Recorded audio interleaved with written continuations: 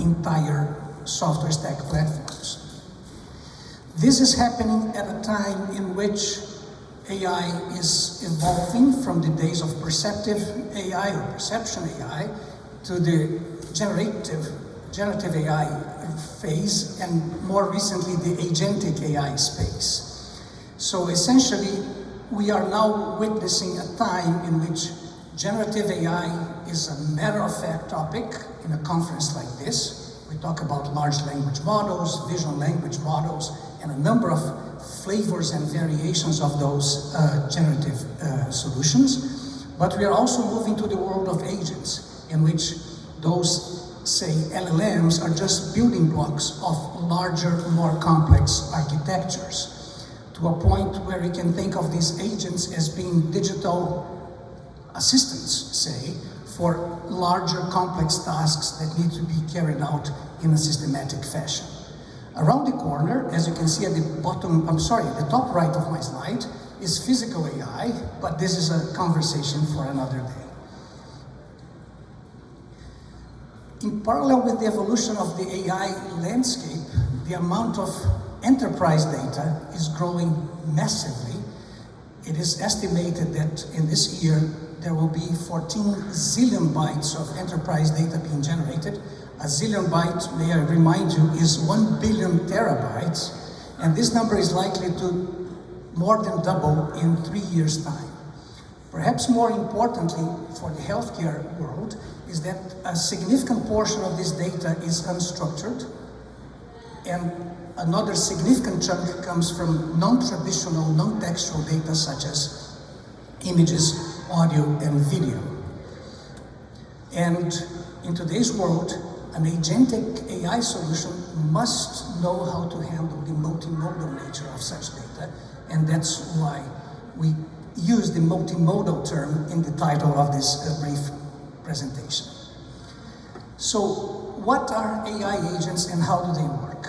Essentially, at the heart of an AI agent, there is one or more large language model, or foundation model, or vision language model. A generative AI era solution that you can think of as a building block for something that happens around its original way of operating. So in this case, instead of the classical user prompt, user response that we all learned from, say, ChatGPT, we have an agentic solution which basically will take a more sophisticated prompt, prepare a plan to how to go about and carry out that task, select and use a set of tools that could go from calculators to web search to searches in a database, process the results, critique and validate the results, and return them in response to the user or to another machine that can then trigger the processing to the next stage of a more complex workflow. Agentic AI will increase exponentially the demand for inference performed on large language models. So the number of tokens that will be consumed by virtue of the popularization of agentic AI will grow dramatically as well. Building agentic systems is incredibly complex, and we are way past the, one could say, romantic area of AI in which you could build your solutions in a somewhat homemade, easy, straightforward way.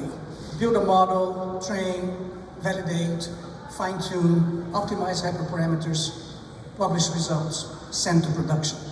In the case of agentic systems, the complexity stems from all the issues that you would have in traditional AI models being sent to production, and a few others that go from the complexity of the architecture, the need to make their actions repeatable and consistent, the need to make your software engineering team able to reuse their code without having to rewrite big chunks of code or duplicate work, performance optimizations, ability to learn, good engagement with the user, and many, many other aspects, including, of course, safety, security, privacy, and regulatory aspects as well.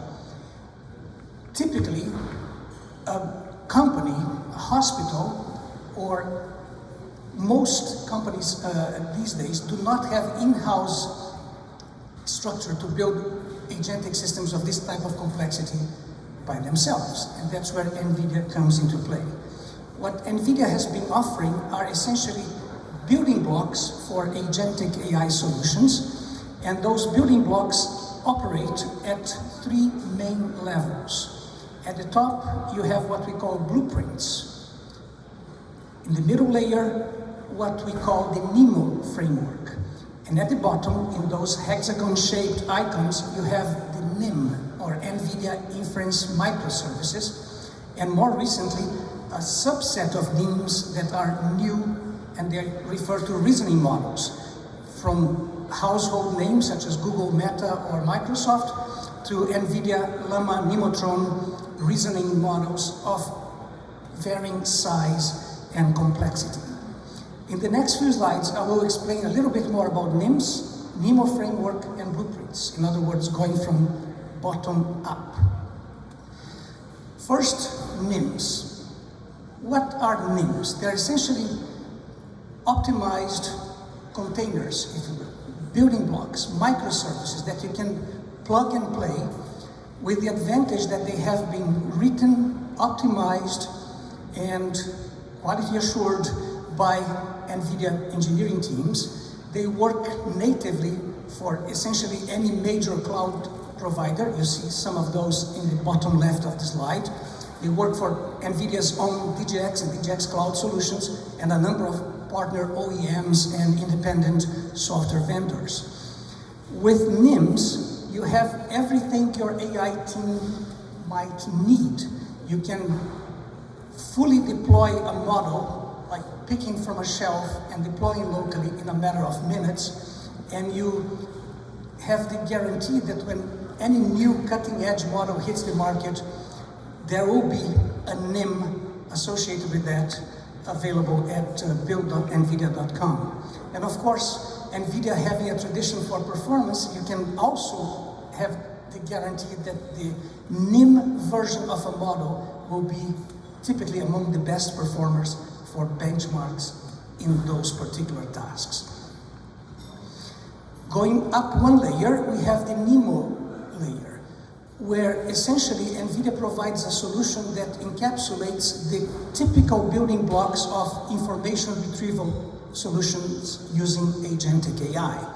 So starting from the enterprise data at the top of this circle, we have modules for curating the data, customizing the model to the customer needs, evaluating the performance, applying guardrails and safety measures, and doing the retrieval itself, all of which geared towards enterprise data in multiple spaces, including, of course, healthcare. Finally, going one level further up, we have NVIDIA Blueprints. NVIDIA Blueprints, as the name suggests, are architectural diagrams plus extensive API type of documentation that allow you to put together NIMs and other building blocks to build more sophisticated solutions, including orchestration tools, customization tools, sample data, and so on. NIMs are available, and the list of available NIMs keeps growing every day in a variety of applications. You can go to build.nvidia.com if you're curious about it, and you will see that there are examples ranging from multimodal PDF parsing and data extraction using retrieval-augmented generation RAG solution, to drug discovery, to digital twins in the automotive world, and a variety of different fields.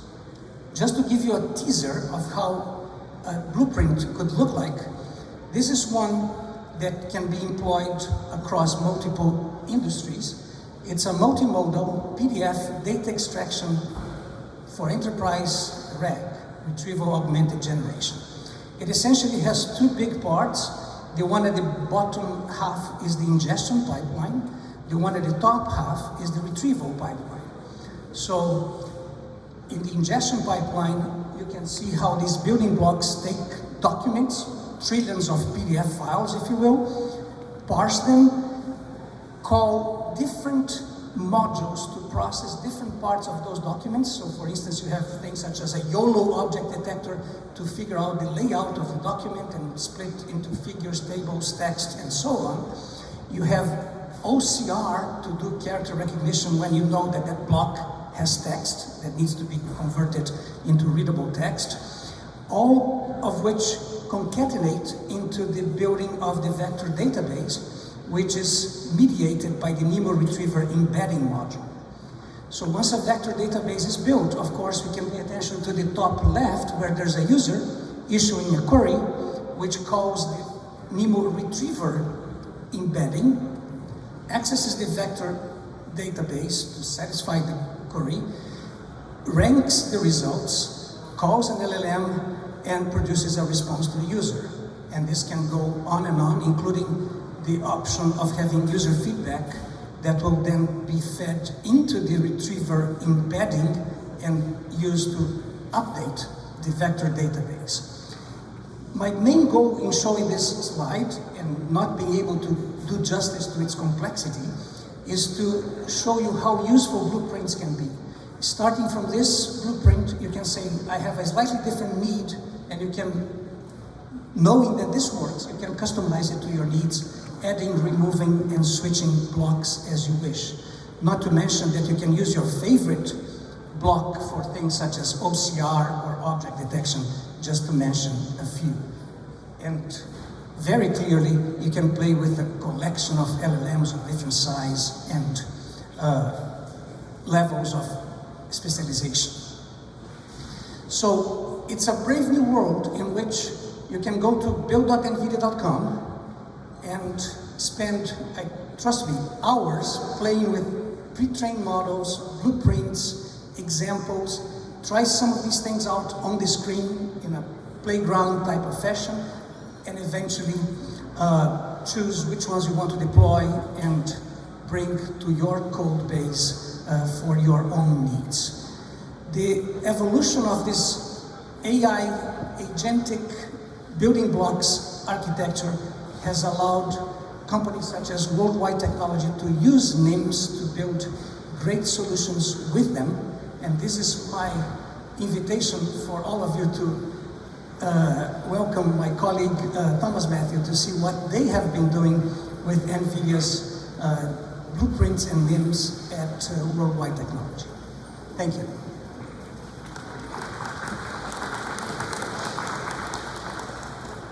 Hey everybody, how's it going? My name is Thomas Matthew. I'm with Worldwide Technologies.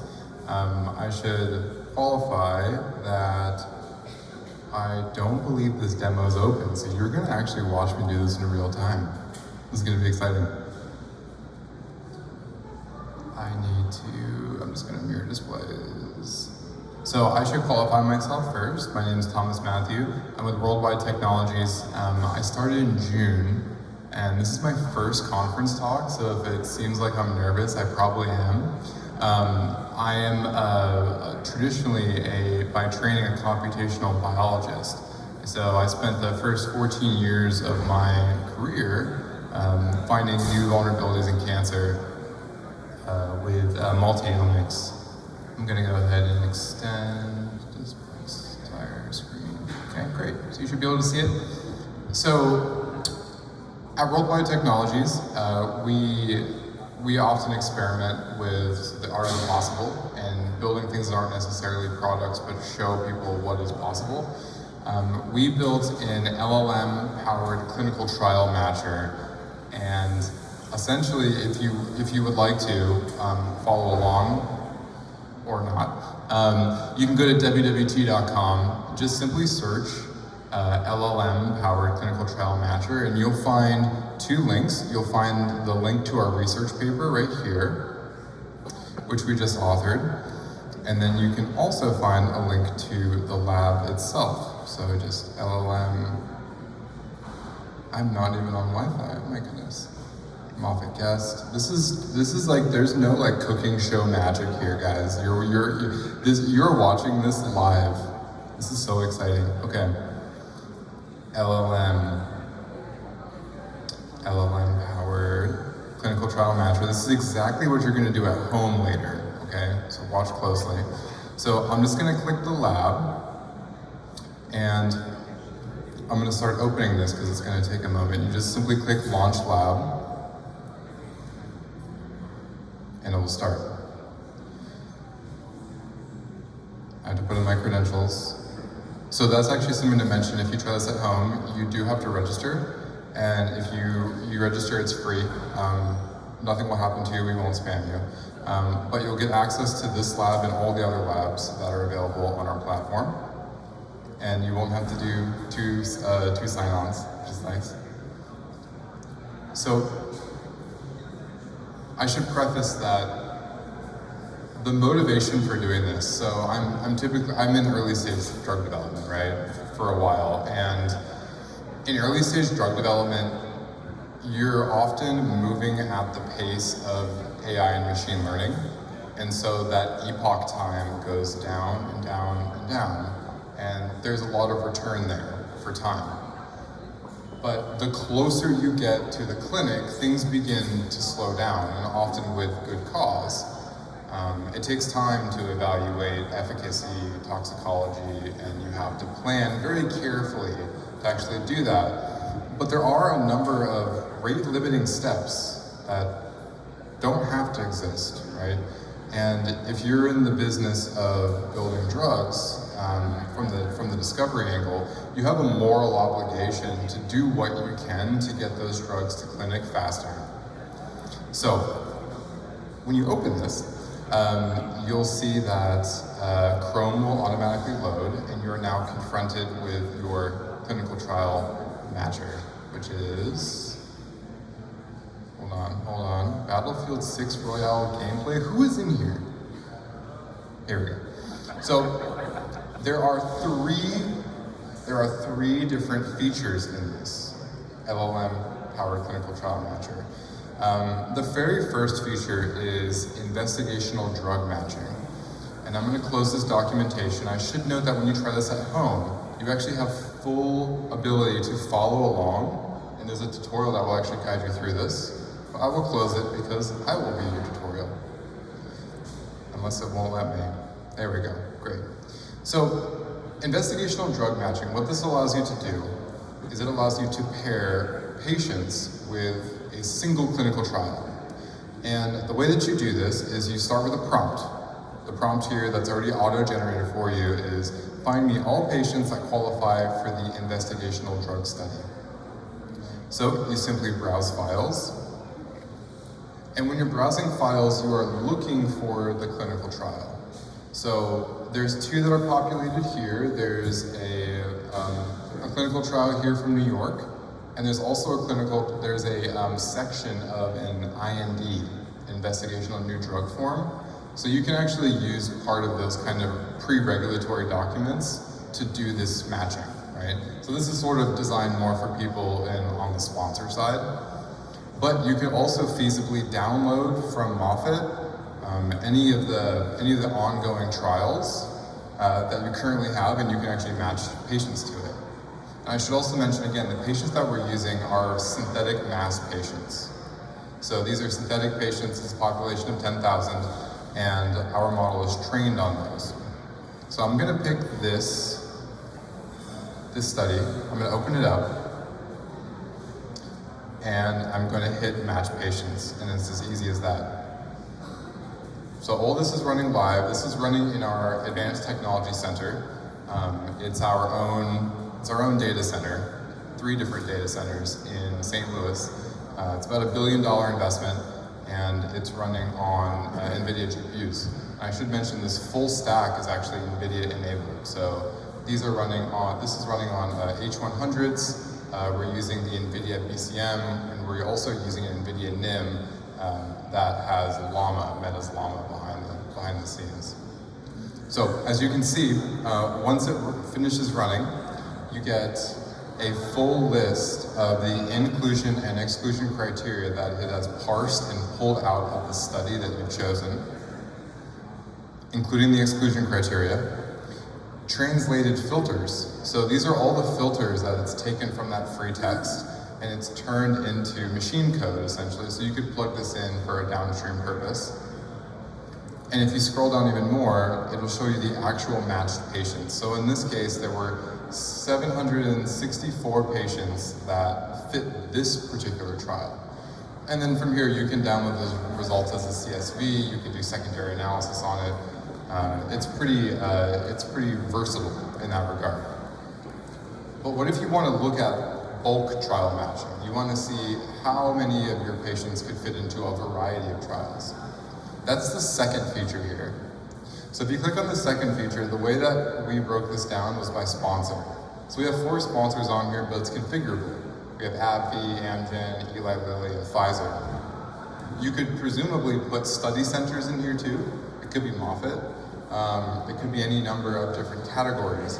But the reason why this is laid out this way is so that you can make matches between a relevant set. So we're just going to choose, we don't have Moffitt on here yet, but we're going to do Eli Lilly. And then we're going to say find patients for Eli Lilly trials. And so what it's going to be doing is it's going to look at our population of about 10,000 synthetic patients, and it's parsing these different trials from Eli Lilly, and it's going to find the appropriate matches. And none of these PDFs, it's not pre-trained on these. We're actually loading these right now and parsing them with OCR and actually performing this live, which was an unintended consequence of me shutting off my computer. So you get to see the real deal, which is kind of exciting. So the trial matching summary, what you see here are all of the different trials here with some call-outs here. These call-outs are essentially the trials that didn't have clear criteria that were pulled out of it. So this is sort of a fail-safe to make sure that your OCR is actually working and pulling out the inclusion criteria appropriately.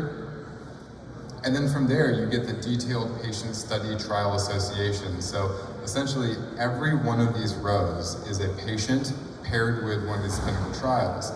And you can download this and of course use this for secondary analysis, and there's some summary statistics here. But this begs the question, how much overlap do you have? How much competition are there between those varying clinical trials that might hamper recruitment to any one of them? That's the third feature that we have here, which is trial overlap analysis. And I'm going to try to make this simple. Essentially, it's also grouped by the same criteria as before. This criteria are sponsors. So we'll do Eli Lilly again. And then you can select the trials. You can select all of them, that's fine. I'm just going to do 2 just for the sake of simplicity. So I'm going to try these 2. And again, I don't have any prior knowledge about what these are. Maybe these are 2 trials that maybe are progressing through like enabling studies. I'm told to hurry up.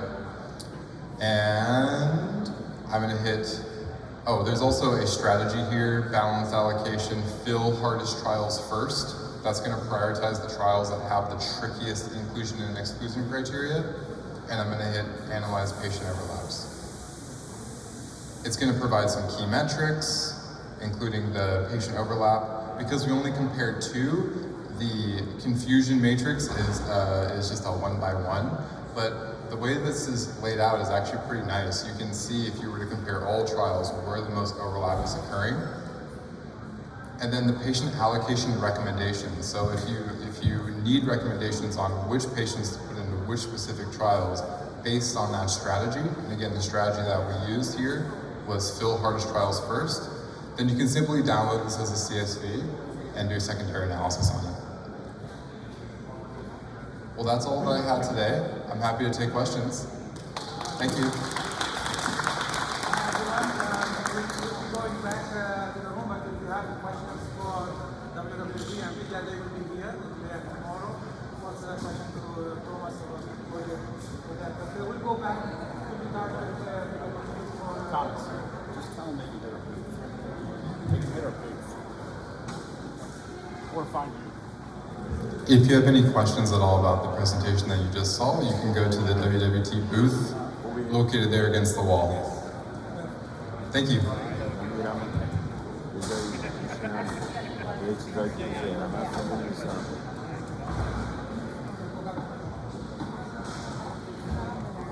این اینا رو که نمیخواد ها، خودشو میبرن. باشه من میبرم.